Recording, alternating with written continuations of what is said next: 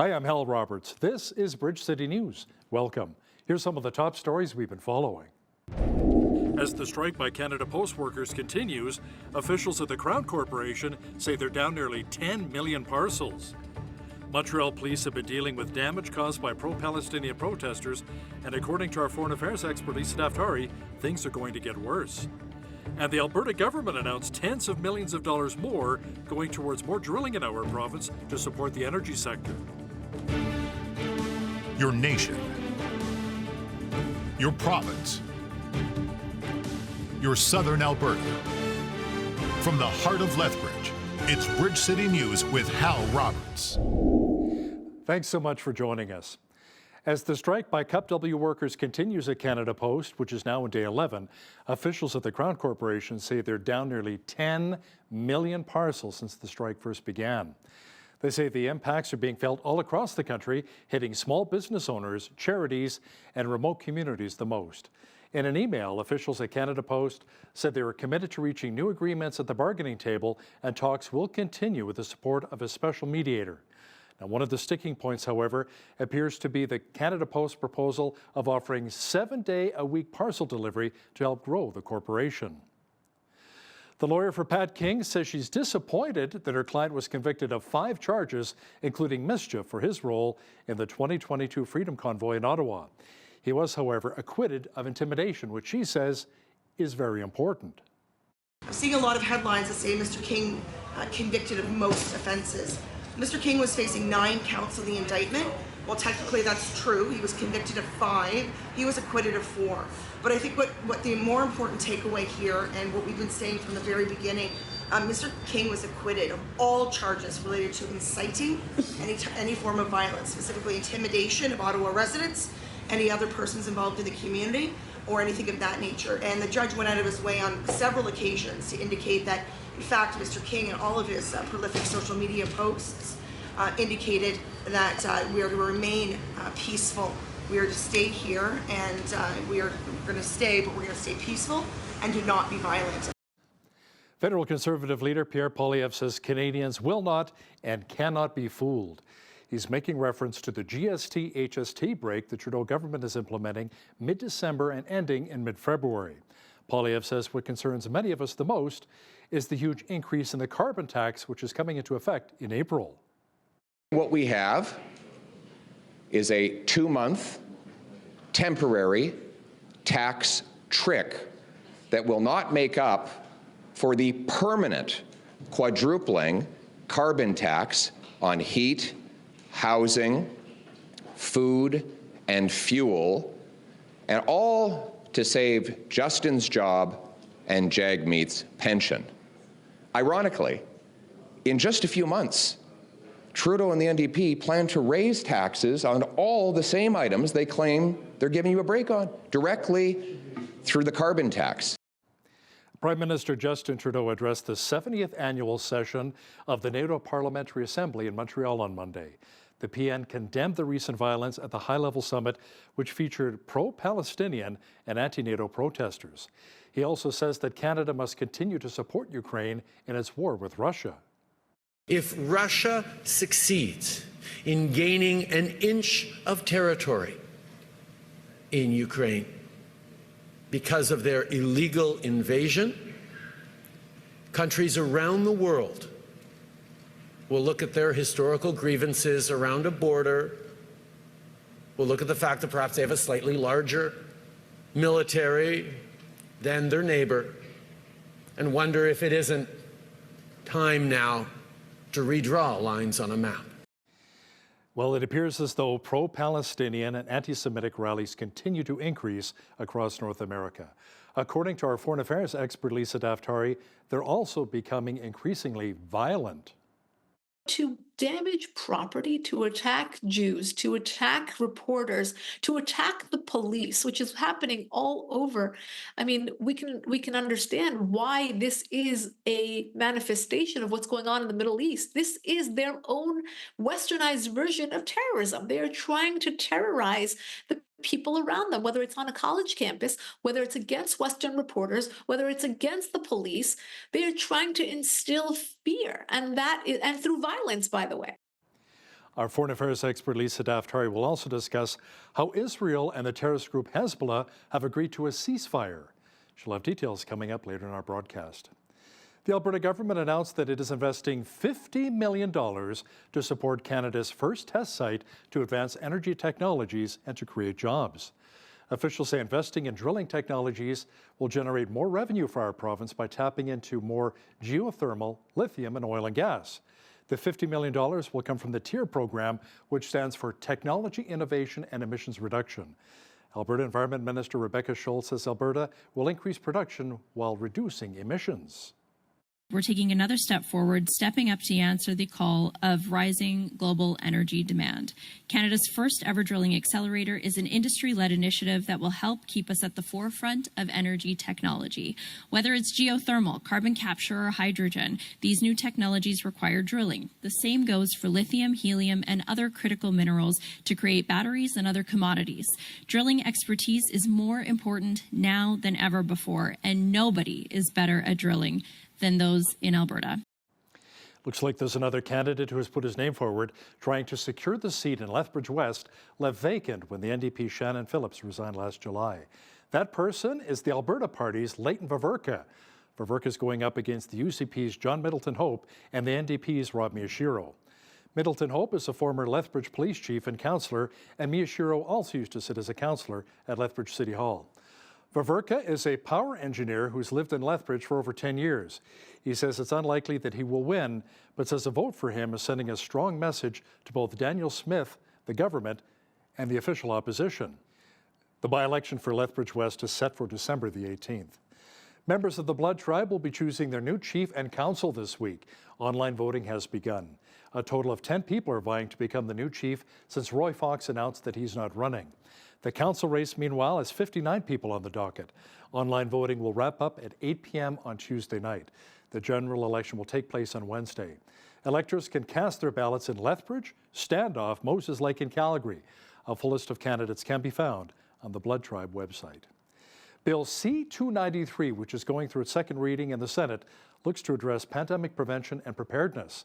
The legislation, however, contains terms such as phase out and alternative proteins that have agricultural producers wondering what Ottawa's actually preparing for. Doug Roxborough, Vice Chair of Alberta Beef Producers, explains. I mean, that's really the question that we have is the same as you guys. What is phase out meat? Why would we need to replace, meat proteins with alternatives? Certainly don't have clear understanding of that, and what would initiate some of these protocols that they're talking about putting in place. We have the bill there, but it has no clarity in terms of us understanding, what any of those words mean and how they would implement, further action. Catch more of the concerns from Doug Roxburgh of Alberta Beef Producers in an interview with BCN's Jeanette Rocher coming up later in our broadcast. Well, it was cold and snowy across much of southwestern Alberta. And speaking of Jeanette, she's in now with an early peek at the forecast. Jeanette, the first day of winter is not for another few weeks or so, but you wouldn't know it with all of the snow and cold temperatures we've been receiving lately. You're right. It does look like a Christmas card out there. Now, whether or not that snow remains is yet to be seen, as we are expecting more plus temperatures by the weekend. This evening, though, another 30% chance of flurries and an overnight low of -14. Going to feel more like -19 with the wind chill. And then by early morning, that wind chill is going to feel like -20. But we are going to see the sunshine again tomorrow and also on Tuesday, that daytime high reaching -9. And with the winds of only like 15 kilometers per hour. Not bad at all, not too horrible. We can live with that. I'll be back later in the show with that 7-day forecast as well as the national forecast. Great. Thanks so much, Jeanette. The referendum on whether or not to allow a new coal mine at Grassy Mountain is taking place today. Residents of the Crow's Nest Pass, home to around 6,000 people, are voting yay or nay to the question of seeing the development of the coal mine in the region. Australia-based mining company Northback says it wants to develop the project at a site that was mined more than 60 years ago but was never properly restored. Crow's Nest Pass Mayor Blair Painter supports the plan, saying it'll bring industry and jobs back to his region. Now, former Lethbridge Mayor Chris Spearman, who lives in the Beaver Mines area of the Crow's Nest Pass, is dead set against it. He says it would hurt so many businesses in Lethbridge which rely on clean water. There are concerns that selenium from the coal mining will make its way into the Old Man River. You see Richardson Oilseeds, you see Hostess Frito-Lay, you see the Black Velvet Distilling Company, Sunrise Poultry. There's over 20 food production processing plants in the city of Lethbridge alone. And then, they're all reliant on clean water from, which is processed by the city of Lethbridge in order to produce food. So they do treat water themselves. But my concern was that when the city of Lethbridge hosted a coal company, an Australian coal company, in June of 2021, they could not answer our questions. And the questions we were asking were, if there are excessive levels of selenium in the Oldman River resulting from the coal exploration and coal production, how do you remove excess selenium from the water? They didn't have an answer. Meanwhile, Carmen and Troy Linderman of the Citizen Supportive of Crow's Nest Coal are pretty confident that Northback and the province are able to tackle any environmental issues associated with the project. They say that there is no way that project organizers will allow selenium to seep into the Oldman River. They believe Northback has a plan to bring reclamation to the region where the site has been left abandoned for decades. With the rules and regulations that are put in place by the Alberta Energy Regulator, they simply are not allowed to get the selenium into the water. So, and because Northback and Grassy Mountain is a abandoned coal site, they're not continuing operation from like the 60s. So they get to build it basically from the mine up with world-class technologies. And there is lots of ways that you can remove selenium. And the great thing about this is they can pick from all of them, use all of them, use what works and make sure that our environment is protected. Plus they do reclamation as they go. So it's not like they dig a big hole, take all the coal out, and then they're left with this big pit that they have to deal with. So we'll see the reclamation happening. The municipality of Crow's Nest Pass says that over 1,000 residents have cast ballots in advance voting last week. Driving conditions are currently less than favorable across Alberta, and especially here in Lethbridge with all of the ice and snow.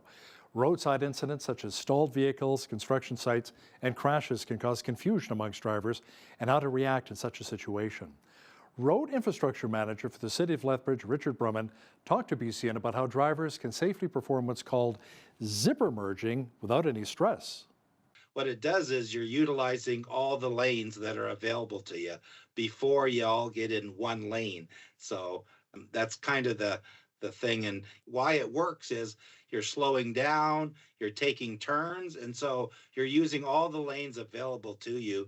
And they say that, it can be as much as 40%, better than not. Make sure everybody knows your intention, right? Signal early. Lots of shoulder checks, and then when you see a signal, right, that make some room for the other guy, right? So it's all about being courteous and everybody sharing the road. Now, the Alberta government does not have a specific policy on zipper merging, but the City of Lethbridge and the MA both recommend it. The Christmas Hope partnership between the City of Lethbridge and various local charity organizations is preparing to host their 5th annual charity check stop. Lethbridge police and staff from Christmas Hope will volunteer their time this Saturday to collect toys, non-perishable food items, and money for donations for the Christmas Hope initiatives. The event will take place in the west parking lot of Park Place Mall near the former Sears building. So Christmas Hope is 5 organizations plus Volunteer Lethbridge and 2 food banks, 3 gift-giving organizations. We expect 6,500 children, pardon me, children alone, and that is on track. Thank you to Lethbridge Police Service for helping us this Christmas season. It is tough. The presents are coming in, but slowly. The donations are coming in slowly, and we know that it is a year that inflation is really taking hold. So we thank them for Charity Check Stop. It's amazing. Our officers continue to step up. They're coaches, they're part of volunteer organizations, and just another way of giving back to the community. We're going to have quite a few out. It's going to be fun, it's going to be lighthearted fare. This brings out the best in everyone this time of season, and we're looking to encourage everyone to come out to contribute, to donate. Donations at the Charity Check Stop will be accepted this Saturday at Park Place Mall in the west parking lot from noon till 4 p.m. You know, for many Canadians, attention deficit hyperactivity disorder is a childhood condition. Now, the reality, however, is that adults can also suffer from ADHD. That's why it's so very important to have a proper diagnosis of the condition, especially if it continues into adulthood. Mark Davids, the manager of accessibility services with Lethbridge Polytechnic, discusses what the consequences can be for not having an accurate diagnosis of ADHD. I know quite a few people that made it into adulthood and were never diagnosed. In fact, they were diagnosed with other conditions. If I cite an example of a friend of mine, he for a while thought he had different things. He thought they were looking at bipolar disorder. They were looking at extreme generalized anxiety. They thought POTS for a little bit. Like they weren't able to diagnose it, and because he had gone so long and developed so many coping mechanisms to help facilitate his day-to-day life, it was just extremely difficult to find in his particular case. But ultimately, once they determined it was ADHD and they found the appropriate treatment for him, he's remarked many times how much his quality of life has improved. Different stressors in his life were affecting the symptoms that he was experiencing. And it was also just awareness and education, because not a lot of people know what are the signs of ADHD. And if you don't know what to look for, it can make it difficult to understand what's happening. And there are people that make it all the way to adulthood, that develop their own coping mechanisms, that live their entire lives and don't know that they have ADHD. Very similar was also experiencing depression, and I mentioned anxiety, really beginning to have daily struggles because they run their own business, and it was really starting to impact before they were able to cope. But, as we get older too, we're less able to handle some stressors as we were when we were younger. And so it was really starting to affect them. And that kind of led to those other symptoms that from the untreated ADHD. According to the Centre for ADHD Awareness Canada, this condition affects between 4 to 6% of adults and between 5 to 7% of children. That means around 1.8 million Canadians are affected with ADHD. Research suggests that good mental health is more than the absence of an illness. It's a positive consequence of well-being. Mark Slomp, registered psychologist and executive director of student services with the University of Lethbridge, says there are certain practices we can put into place which will help create a strong sense of well-being. What research has shown us is that there are essentially 5 multivitamins for flourishing in life. One is following your curiosity to learn something new on a regular basis. Another is building warm and trusting relationships, and we know that we're experiencing a loneliness epidemic. 3 is spiritual practices, moving closer to the sacred and the divine. 4 is helping others, having a purpose and living a purpose that involves mattering to those around you and to your community. And 5 is play, incorporating play into your daily activity, a sense of joy. And playfulness, can occur in small and big ways, but incorporating play in daily life. And so what the research shows is that participants in research studies who have done these things regularly over the course of a week or a course of a day have more joy, more excitement, more hope, and more interest in life. According to the folks with the Canadian Mental Health Association, by the age of 40, around 50% of the population will have or have had some form of mental illness. Well, it was cold and snowy for many of us who headed back to work and back to school today. Fortunately, the snow may be easing off just a little bit. A full look at the weather pictures coming up.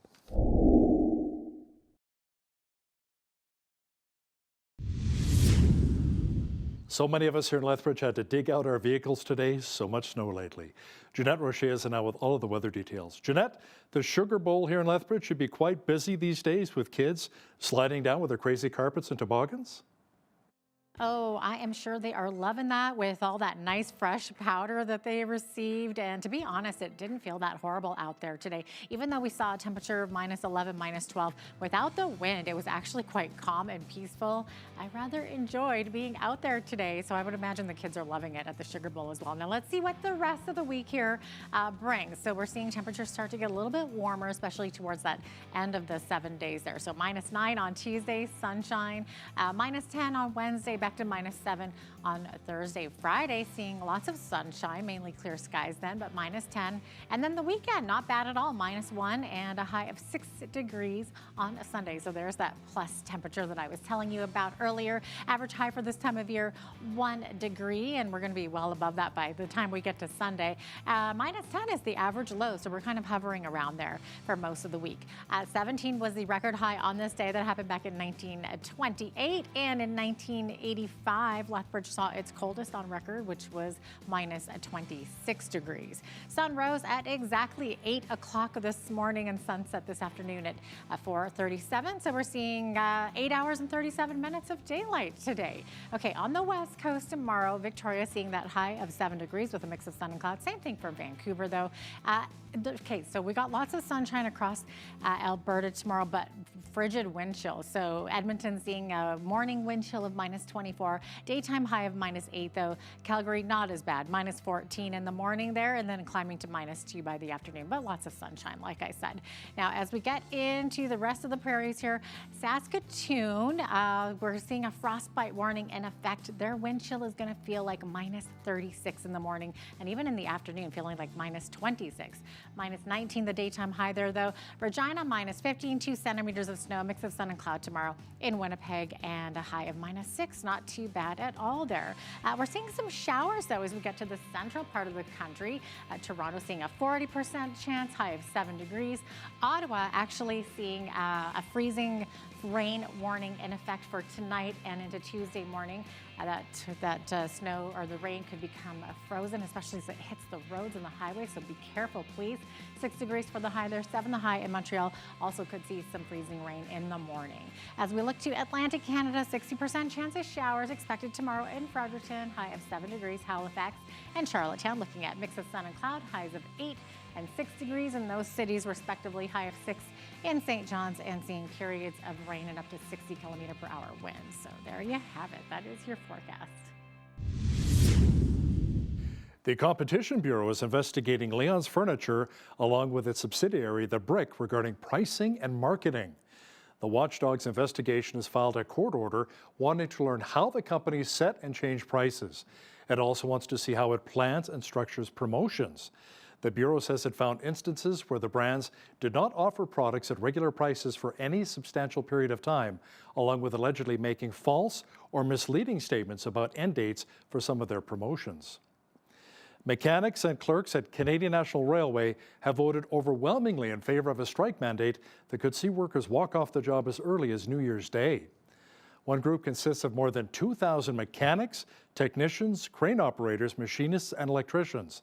The other includes 1,500 administrators and customer support staff. They're calling for improved job security, compensation, and working conditions at CN. Negotiations continue in Montreal through December the 8th. Dock workers at the Port of Montreal are set to begin mediation with employers after a 6-day work stoppage earlier this month. The union, representing nearly 1,200 longshore workers, says the two sides have agreed to enter into the process for 90 days, followed by binding arbitration.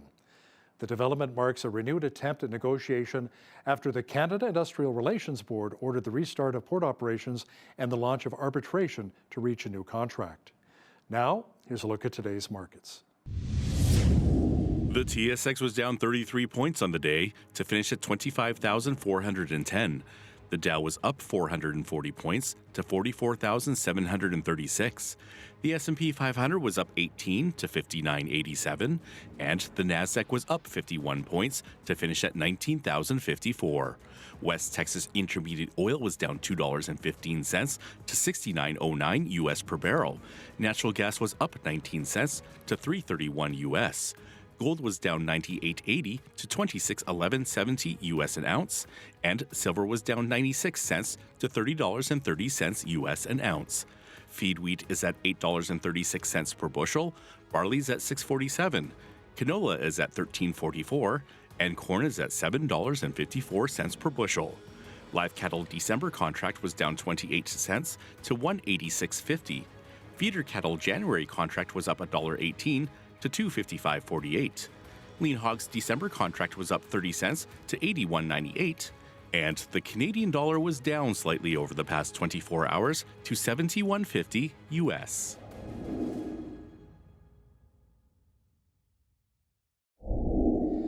Recapping one of our top stories, as the strike by Cup W workers continues at Canada Post, officials at the Crown Corporation say they are down nearly 10 million parcels since the strike began. They say the impacts are being felt across the country, hitting small business owners, charities, and remote communities the most.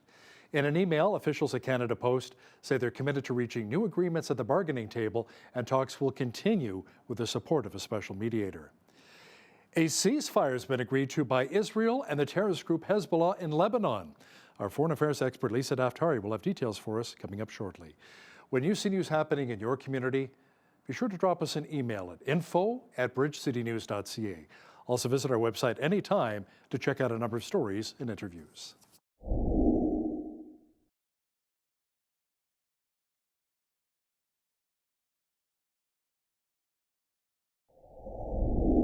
Some big news coming out of Lebanon as Israel has agreed to a ceasefire with Hezbollah. The proposal was brokered by the United States. Now, to talk about this in more detail, along with other hot-button issues making the news from around the globe, is our foreign affairs expert Lisa Daftari from the Foreign Desk, who joins us once again from Los Angeles. Lisa, the cessation of hostilities will reportedly unfold in, 3 phases? The relocation of Hezbollah operatives to the areas north of the Litani River, the withdrawal of the IDF to within Israel's borders, and the mediation is to take place between Israel and Lebanon to resolve any territorial disputes. Tell me more. Let's see if this works. I mean, Hal, we know how many times we've been back to the drawing board to get an actual meaningful ceasefire, and number one, to get the hostages back, which will not be brokered in this deal. This is an interesting part of this because obviously that is the priority for Israel. And at the same time, they have not been able to get Hezbollah to agree to something that would have a clause that would allow Israel to defend itself if it saw the need to defend itself. What is interesting is that the United States did broker this and will be the one to find a third-party mediator to oversee this ceasefire. So a lot of chefs in the kitchen, and that doesn't always make for a great recipe. So we shall see if this does actually work. But step number one is that within the last 12 hours, we have everyone on board for now to move forward with these 3 phases of this ceasefire. Could this potentially work out long-term, or is this really a short-term solution? We know that every time there is some sort of ceasefire, whether it's between Hamas and Israel, whether it's between Hezbollah and Israel, whether it's between the Palestinian Islamic Jihad and Israel, they always seem to go back to just, recalibrating and coming back. This is a way of life for terrorists, and I think that's what is lost within the mainstream media. That is what's lost among academics. That's what's lost among the encampments at the universities, where many of the students believe that they're doing the right thing and are standing behind the right social justice movement of their time, and not understanding that, yes, the Palestinians are poor, downtrodden, but whose fault is that? And how can the Palestinians have a better life? Is killing a Jew in Memphis that was just happened over the weekend, will that save the Palestinian people? Will abducting a rabbi and killing him in the United Arab Emirates, will that do anything for the Palestinian people? So, this anti-Semitism has been pushed in there as a way of really justifying a social justice movement that makes no sense. The root of the problem will always be there, and that is terrorism among the Palestinian territories. And that is what needs to be rooted out. And first and foremost, we have to look at what is fueling that terrorism within the Palestinian territories. And that is, of course, Iran's regime, the Islamic Republic. That's not what's being talked about. And until we get to the root of the problem, we'll just be dealing with its consequences, which is what's happening here. In every single ceasefire, in every, we're playing whack-a-mole by getting rid of each one of these issues with each one of the proxies that the Islamic Republic is funding. But until we get to the Islamic Republic, there will be no end to terrorism in the region. Yeah, Lisa, we'll talk about the death of the rabbi in just a moment here, but let's talk also, prior to the ceasefire, a number of Israelis were hurt as the terrorist group Hezbollah recently fired 250 rockets into the northern part of Israel. Right, and you know what we've been talking about, the the technology that Israel has to block so many of these missiles, but that shouldn't be a justification for, well, nothing happened, now let's look the other way. Hundreds of missiles have been coming in from Hezbollah, by the way, from October 8th, the day after this war started, until now. And, a broken clock is right twice a day. So we are seeing some casualties. We are seeing some of these get through and not be blocked by the various technologies that Israel has to block missiles. And it's very expensive. It's very, it's terrorism. You're causing shock. You're causing trauma. You look at the children that have to live in these war-torn areas on both sides. And of course, within Israel, it's, the casualties aren't as high. So we overlook the fact that these missiles keep raining down. It's just something that will continue and has continued since the last war to this one. So until Israel retaliates, we don't hear about the missiles that are just being lobbed into Israel on a daily basis. And here you have a few casualties that are now being reported. And speaking of which, Lisa, officials with the United Arab Emirates announced that 3 people have been arrested in connection with the murder of the Abu Dhabi-based Rabbi Kogan. Now, the ministry described Rabbi Kogan as a Moldovan citizen. Yes, so he is an Israeli Moldovan citizen. He is a Chabad emissary. Chabad is a very interesting organization. They do great work around the world. They send their rabbis and create centers around the world so that they can, explain Judaism, and they can have Sabbath dinners. And this is for people who live in these places or people who are tourists in these places. And ever since the Abraham Accords, there was a Chabad and many other synagogues, by the way, in the United Arab Emirates, which has been called the safest place, by many different lists. That is the safest place, city, many superlatives, and of course has been a safe place for Jews ever since the Abraham Accords were signed in 2020. And here you have a very targeted attack on the rabbi there by these 3 Uzbeki men who abducted the rabbi, killed the rabbi. His body was found, and then they fled off Turkey, but they were arrested right away. Now, the Iran regime was, through social media channels, we believe that they took responsibility at first, and then it was not that they took responsibility, and now they're denying responsibility. So it's been back and forth over the weekend, but we can take a guess as to who pulls the puppet strings and why they would target a symbolic Jewish figure in the United Arab Emirates. This is a horrific thing to happen, and I think this shouldn't be taken lightly. This was a young rabbi who had nothing to do with the war going on in the Middle East. His only crime was to be born a Jew. And to dedicate his life to the clergy. This really sets a frightening tone for Jewish tourists, people living anywhere in the United States, in Canada, in Europe, around the world. I know there has been many threats issued for Thailand, for a lot of the Israelis who go there on vacation. This is not the way to live in fear. Lisa, politicians here in Canada have condemned a number of anti-Semitism attacks and rallies that took place in Montreal. Pro-Palestinian protesters have been smashing windows at the local convention center. Local businesses were destroyed, ignited smoke bombs, and even set 2 cars on fire. Now, these protests are increasing in number, and many would argue are simply getting out of control all across North America. Right, across North America. And Hal, as you outlined, these are not peaceful protests. This is not an exercise in free speech. And that is what is lost again by the media, by those who are covering this. To damage property in a place where you live, I mean, what kind of respect are you showing towards it's your own. It's your own. If you're living in Montreal and you truly want to make a point, you write letters, you petition, you protest peacefully, you make your voice heard, you write to the United Nations, you do what you want. But to damage property, to attack Jews, to attack reporters, to attack the police, which is happening all over. I mean, we can understand why this is a manifestation of what's going on in the Middle East. This is their own westernized version of terrorism. They are trying to terrorize the people around them, whether it's on a college campus, whether it's against Western reporters, whether it's against the police. They are trying to instill fear, and and through violence, by the way. So it has to be stopped. I think there was a juxtaposition of the video footage in Montreal, where you saw these violent protesters, and then side by side that you saw Justin Trudeau dancing at the Taylor Swift concert, I believe. So look, I'm not saying he shouldn't go to a concert. I'm saying that there has to be swift action. There has to be a forceful voice of deterrence that says this is not something we're going to stand for in our country.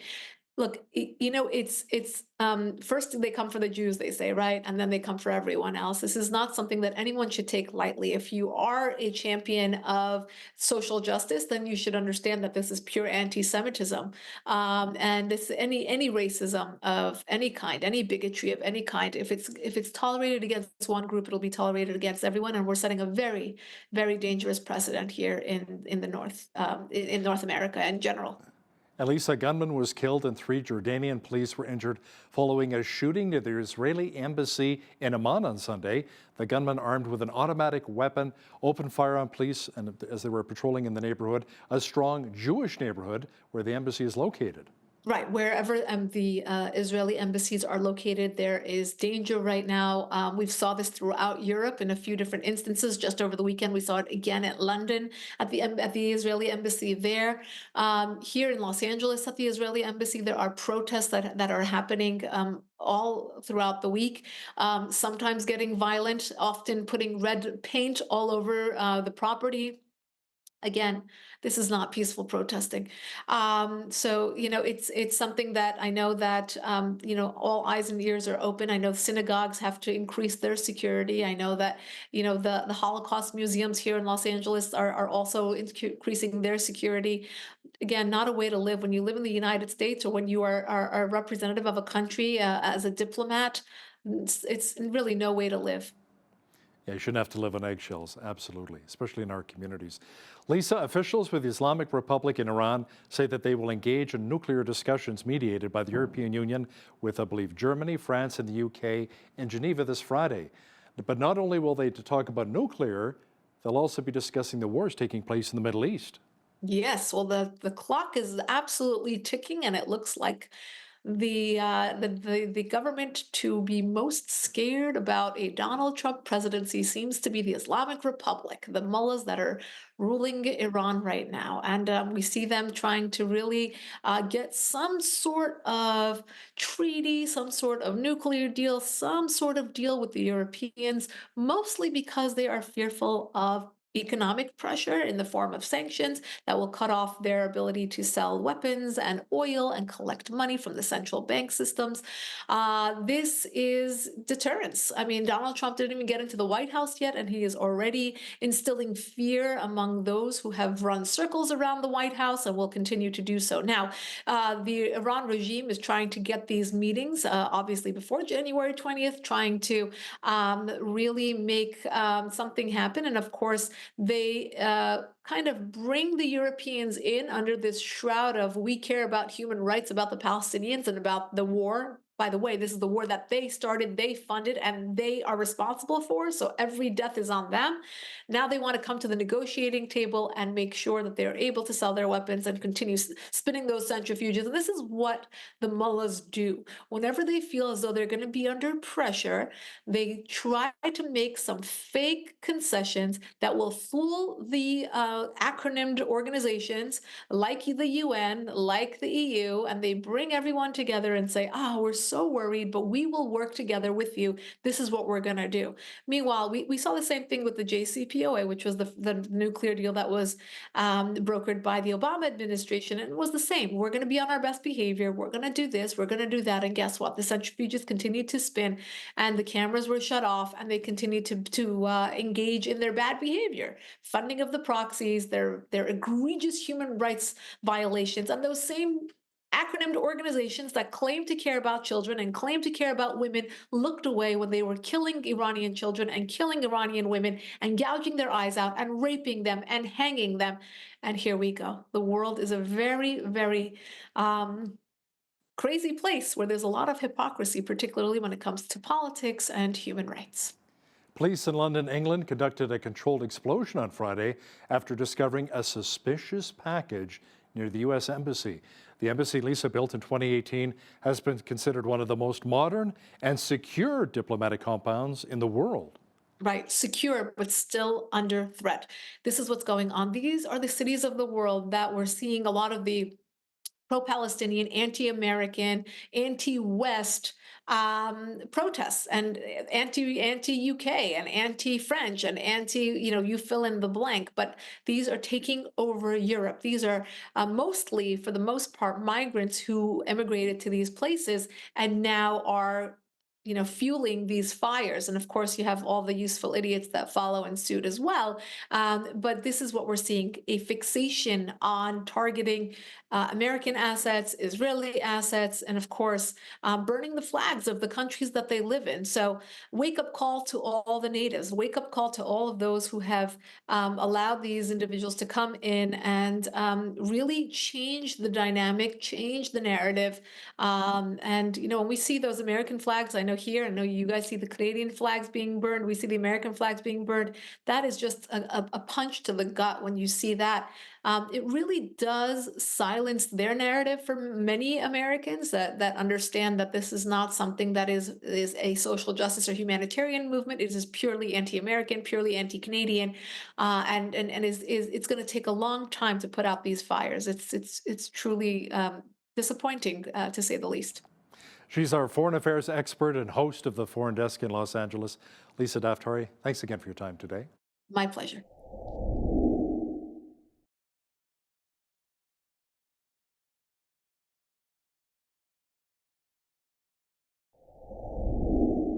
Recently, the federal government passed Private Members Bill C-293, which is an act respecting pandemic prevention and preparedness, which is intended to mitigate the risk of and prepare for a potential future pandemic.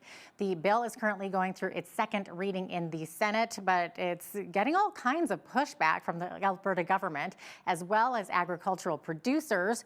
So joining us to chat more about this and some of the concerns is Doug Roxburgh. He is the Vice Chair of Alberta Beef Producers. He joins me now. Thanks so much for joining us, Doug. It looks like you're in a vehicle there, probably out by a farm, right? Yeah, I'm just out west by Edson, sitting in a stubble field, visiting with you guys. Great to be with you today. Thank you so much. That sounds exactly like something somebody in the ag sector would do.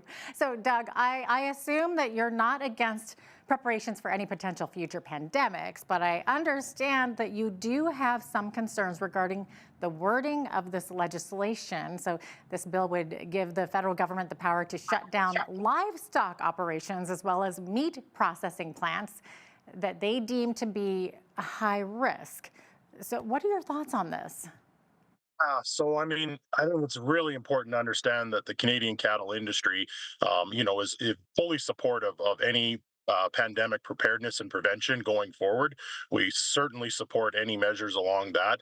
Unfortunately, Bill C-293 has some clauses that are put in there right now that have some incredibly vague wording, and those wording have potential negative impacts to not only, the cattle sector, but all of agriculture right now. And so we've certainly been working with the Alberta government to communicate, our concerns around what Bill C-293, potentially can bring forward to our industry. Okay, and if the government were at some point to shut down livestock producers, does the bill provide for some kind of an appeal process, or is it a final decision without appeal? I think that's our biggest concern is there's no clarity written within the bill as to what exactly, phase out or shut down means and which sectors within agriculture are going to be affected by that. So without having much more clarity provided to us, we don't understand or know what those processes would look like. And so for us to have an appeal or something in place that we would work towards without further clarity, for our MPs and senators to understand and communicate to us as an industry, we really don't have a clear vision of what it is we would do going forward. So yeah, and of course you mentioned there that one of your concerns is that the bill mentions the possibility of phasing out farming practices that the government considers high risk. So Do we know what that means? I mean, you're saying it's very vague and you guys don't have answers, do you? I mean, it's really the question that we have is the same as you guys. What is phase out meat? Yeah. Why would we need to replace, meat proteins with alternatives? Certainly don't have clear understanding of that. And what would initiate some of these protocols that they're talking about putting in place? We have the bill there, but it has no clarity in terms of us understanding, what any of those words mean and how they would implement, further action. Yeah. Right. And we're kind of left to believe that it could mean that beef, pork, or chicken producers would never be allowed to provide meat for Canadians. I mean, I believe the bill does say something about replacing meat with alternative proteins. What does that mean? I mean, that's essentially it. We need to understand and have a balanced, clear vision of what this bill represents going forward and understand that, we're just not in favor of seeing, alternative based proteins, become forced upon Canadians. There certainly is a huge appetite and uptake, in beef and pork and chicken consumption. And we certainly don't support that being pulled apart and going forward. Yeah. Okay, well, let's say if the government were to actually mandate the consumption of vegetable proteins, how do you think the average Canadian citizen would feel about that? We can't speak about, to what the thoughts are of an average consumer, but we certainly know that the average household, in 2022, spent about $400 on beef direct per household, and we saw consumption of beef at about 17 and a half kgs, per person on retail weight. So, Canadians value beef, and especially Alberta beef. So, it's really important to understand that we're trying to create, a high level of food security. And, a lot of this transition can really jeopardize a lot of that going forward. Yeah, you're right. I'm not sure that the average person would feel secure about our food supply necessarily. And of course, this would have a devastating effect on meat producers. But Doug, do you have a ballpark estimate of how much this would impact our overall economy with the spin-off businesses that the meat industry connects with? So Alberta beef producer said, really feels that that's a hard number, to truly provide. But I mean, some statistics that we have, is that Alberta alone in the cattle sector contributed $4 billion to our provincial GDP, including $2.7 billion in labor income in 2021. The sector generates about 55,000 jobs, and the slaughter and meat processing sector contributes $54.9 billion to the GDP and over 44,000 full-time equivalent jobs. So the cattle industry is incredibly valuable to Albertans and potentially devastating to the industry if this was put forward. And I do understand that the government needs to keep Canadians safe, but doesn't the ag sector already have robust health protections in place to protect against pandemics? I mean, it's something that we continue to work on. I know myself personally, we've been traveling down to the U.S., working with our American counterparts on some of the strategic plans around things like foot and mouth. I know our pork industry has been working incredibly closely on, prevention of diseases like African swine fever. I mean, poultry industry has certainly been dealing with their industry as well and some of their issues. So, we've got great surveillance in place currently right now to help assist in identifying and tracking and monitoring when these issues might come up. Working on prevention's been huge. Right now all farmers within the province of Alberta and across Canada now work with under provisions put forward with our animal veterinarian care people that we work with, the professionals. And so we've been working extremely hard to, really be at the forefront of identifying animal diseases and how we can, really work to mitigate risks on the disease front here within the agriculture industry. Does the ag sector feel alienated by the current federal government? What kind of feedback are you guys getting from your members? I mean, as producers, we've got a very diverse industry and diverse people within the industry that have, many opinions on that. I'd say, the biggest thing for us is the language that's put in a lot of these bills, such as 293. The other one that's been put forward by the federal government has been Bill C-282, which is basically a protection on supply management going forward on further trade. So I know within our industry, we're certainly willing and wanting to work with government, but lately there's just been maybe a few bills that we've had to communicate with our producers and ultimately communicate back with MPs and senators to try to, create a clearer understanding of what concerns our industry has. So if the bill passes, what options do groups like yours have to get this bill repealed? Will there be protests? I mean, should viewers be contacting their senators and MPs like you just said? Yeah, I mean, so I know right now our counterparts through Alberta and National Cattle Feeders are out in Ottawa meeting with our MPs and senators. Myself, our chair, Brody Hogan of Alberta Beef Producers, both us have been out to Ottawa. We've had specific meetings with senators and MPs, really trying to create a clear understanding and line of sight and help educate our MPs and senators on what these bills are potentially doing. So right now we don't have a clear understanding of what we would look to do, simply for the fact that we don't really have a clear understanding of the vague language that's written in a lot of these bills to truly understand going forward. Yeah. Yeah, and of course you mentioned that other bill, that the other piece of legislation that's sort of concerning for beef producers and other in the ag sector, which is Bill C-82, like you mentioned, and that's the pro-supply. Yes. Yeah, C-282. I know there's so many numbers and letters happening here, but yeah, that's that pro-supply management bill. So would that bill specifically, I believe it promotes the dairy, poultry, and egg sectors, right? But it has a negative impact on the majority of ag producers who rely heavily on exports and trade with other nations, right?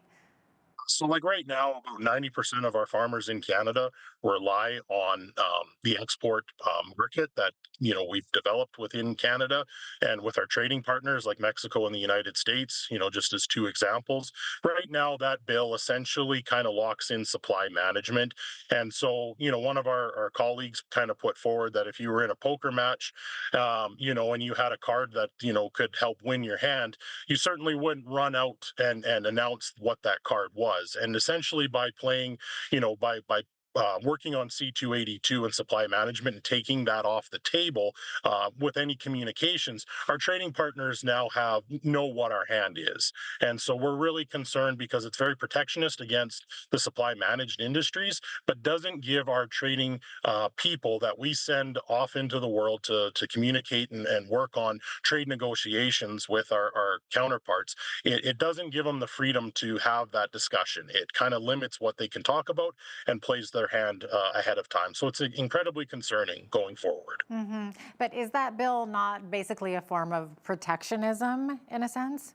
100% it is, yes, yeah, and it just unfortunately it speaks to the supply managed sector of our agriculture industry and really has a negative effect. Now, unfortunately, I mean, we simply talk about the negative effect around agriculture, but there's lots of other sectors. I mean, BC with the lumber industry, Quebec with their airplane. Industry that they have there and trading partners. I mean, there's a lot of other sectors that don't get lumped in and understanding how this can have a negative effect much beyond what is involved in agriculture. So would that pro-supply management bill, it sounds almost like it would get some votes more from Quebec, but not so much in Western Canada. Yeah, I mean it's hard to know what what that would do, but I mean fundamentally the bill is flawed in the way that it's presented. Again, like we spoke, I mean the bill potentially protects supply management, which many in Quebec might see to be favorable. We've got a huge supply management sector in Western Canada as well. I mean, where I call home, in Lacombe County, we're heavily supply managed, so it's certainly understanding why it's being put forward. A lot of MPs that represent people within each county have areas that supply management is a big aspect of what they represent, but it's important to understand the bigger picture and how this can have negative impacts going forward. Yeah, is supply management a big issue? Like, has it been a problem? No, I mean, I don't think it's been a problem. I just believe supply management in the past has had issue with their sector being put up for trade negotiations. A few years ago, a small piece of supply management was offered up and was given. Concessions were put in place with some of our trading partners, had a negative effect. Now, those industries were also subsidized through the government through a one-time payment to help offset what they lost essentially through those trade negotiations. So I certainly respect the ideas and what supply management is looking for protection, but unfortunately, there's a bigger picture that we have to keep an eye on for sure. So in the meantime, what are you encouraging your supporters to do? What are the options? So, I mean, like I said, right now, a lot of our industry groups, Alberta Beef, Alberta Pork, Alberta Cattle Feeders, National Cattle Feeders have been communicating with our MPs and senators. I certainly encourage people that are concerned around these bills to write and call their local MPs and senators. Communication with them, I think, is incredibly key. I know from Alberta Beef producer standpoint, we've been working hard to communicate back to the producers that we represent what's being done, both provincially and also through our Canadian Cattle Association, our national organization. So a lot of that information is being shared through albertadaily.com and then through some of our monthly minute newsletters that get sent out. So yeah, as producers, stay informed from what Alberta Beef Producers is working on, but certainly don't hesitate to reach out to your MPs and senators as well. All right, some good information and advice there. Thanks so much, Doug, for being with us today. Appreciate it. Perfect. Thank you, guys. Doug Roxburgh is the vice chair of the Alberta Beef Producers. I'm Jeanette Roche on behalf of all of us here at Bridge City News. Thanks for watching.